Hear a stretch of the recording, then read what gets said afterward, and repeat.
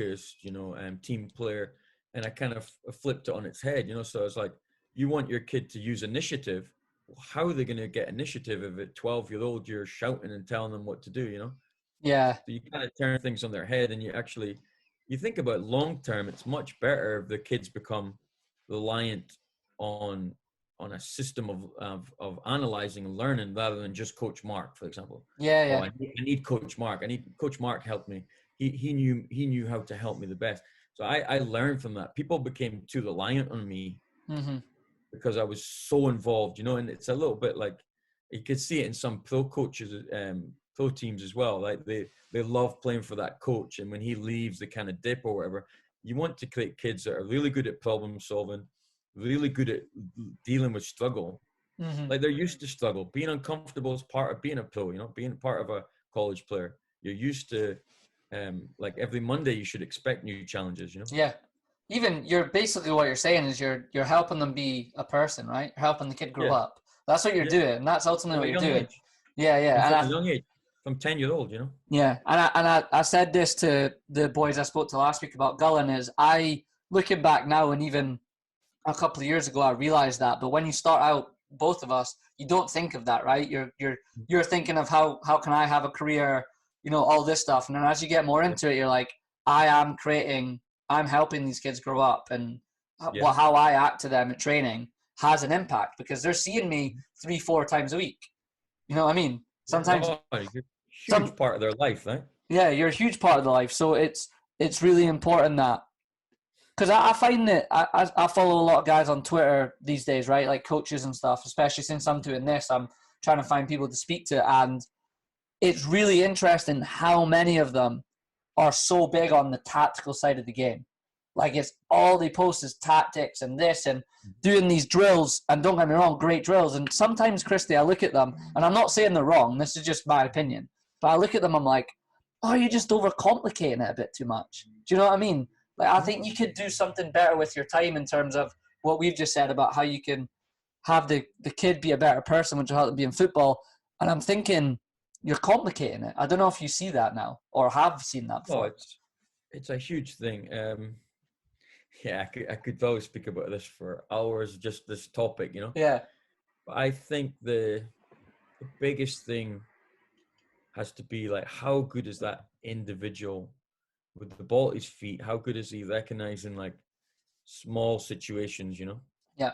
Because I find the tactical, well, it's an interesting one because it comes down to like Spanish versus kind of Spanish Portuguese versus English coach, Yeah. I think English coaching now is gone really about the individual, and in England they feel like we can teach them the game later. Yeah. We can teach them like when you do like shaping sessions, right? And you do like working on team shape, when you do it on your licenses, it's so quick, You can teach a back four how to be organized in like 4 sessions. Right. But to teach a kid to be good at dribbling against Suarez might take you 5 years, Teach a center back to beat Suarez one-on-one. Yeah. That might take years and years of so I feel I'm biased towards the kind of that English style. I'm biased towards teach the kid to be like constantly develop the kid to be better at his strengths and to understand the game holistically in terms of physical, his body, how he interacts with players, mental skills, preparation, time management. I'm very holistic in how I teach, and I'm very English academy style, because I just don't feel that I can guarantee that kid will play for a possession-based team. Yeah, you can't. Unless you can, and I feel like I'm doing him an injustice. Now, the other side of the argument is very interesting, Cannonball, and I don't know, do you remember any times where you've watched a Scottish team in Europe not even touch the ball?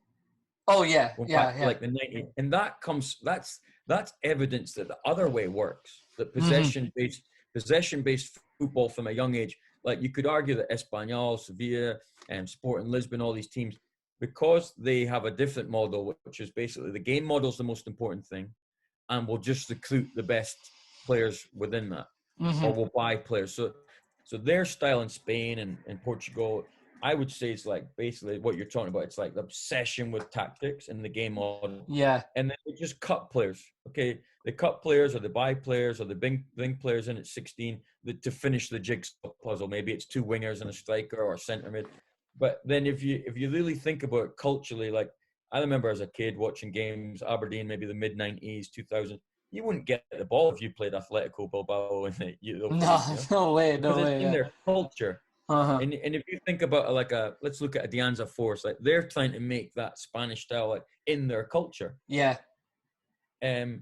I just don't know if I think you're kind of robbing the kids a little bit of their freedom and their creativity and the development. So it's very interesting, you know. I think I'm open to both, and I like to try and take the best bits from both, try and stay connected to modern style.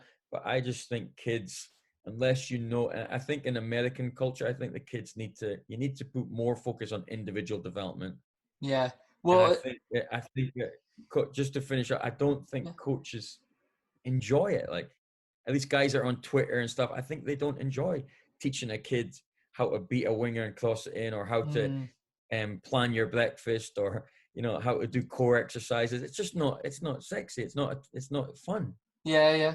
No, I agree. To teach a kid 1,000 times how to play a diagonal ball. That's the boring part. The most sexy part is like when I got a video sent the other day. It was like 8 player rotations of Atalanta. It was like player rotations in midfield.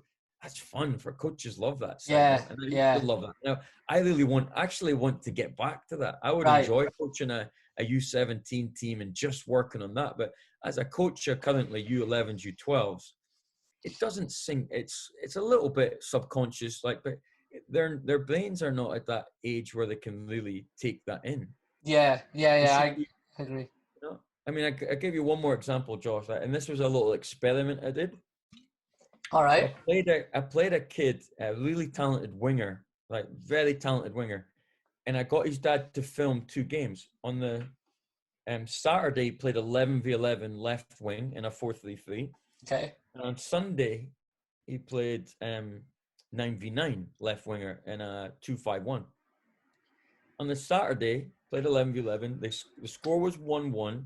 He touched the ball maybe 5 times. He had no successful dribbles. And he was literally just standing on the touchline watching a game of football. Watching 2 centre-backs and a goalkeeper play football, actually, if I'm honest. Okay. He was like an outsider. Yeah. Now, with my 11v11 hat on, I probably need about 8 to 10 weeks with that team, whether I can work on the build-up and get him on the ball maybe another 10 times.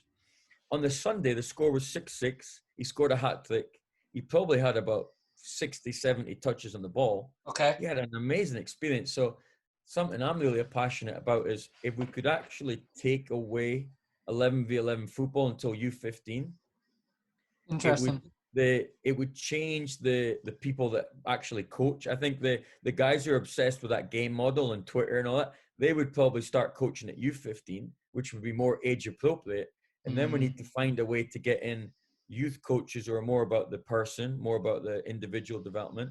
Now, the argument against it would be, the only one I can think is, what if you get a kid at 12 who's actually built like a U15, move them up. Yeah, move them up. 7v7 or 9v9s, just move them up. Yeah. And play people based on their physical age or their mental maturity.